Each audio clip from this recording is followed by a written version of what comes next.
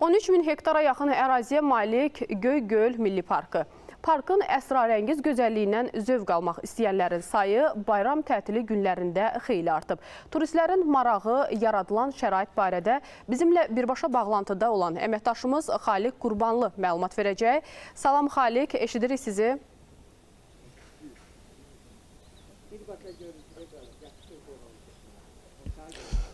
Salam Röya, sizləri və tamaşaçılarımızı Azərbaycanımızın ən füsunkar təbiəti ilə daim insanlarımızı, eləcə də yerli və xarici qonaqları bura özünə cəlb edən Göygöl Milli Parkından salamlayıram.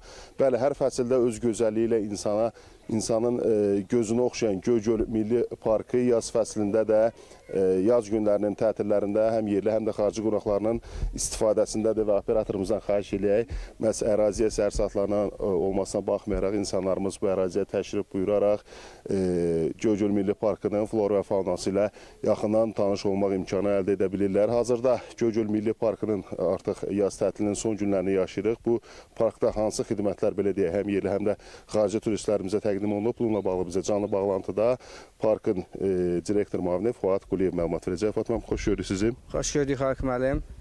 Xoş gəlmisiniz. Bu günlərdə demək bayram günləri ilə əlaqədar Göygöl Milli Parkına gələn turistlərin artımında biraz yüksəliş müşahidə olunur.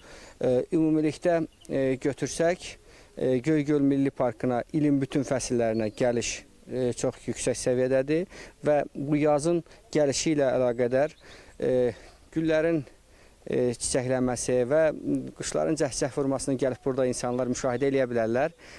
Mən fürsətdən istifadə edib hər kəsi Göygöl Milli Parkını gəlib gəzib görməsini dəvət edirəm. Gözəl şərait yaradılıb, sərbəst demək Milli Parka keçid məntəqəsi quraşdırılıb və oradan biletlərini alıb hər kəs Göygöl Milli Parkına maneəsiz şəkildə daxil ola bilər. Bundan əlavə qeyd etmək istəyirəm ki, Göygöl Milli Parkında Göygöl və Maral Göldən əlavə olaraq 8 dənə də ekoturizm marşrutu mövcuddur. Ümumilikdə burada 10 ekoturizm marşrutu var.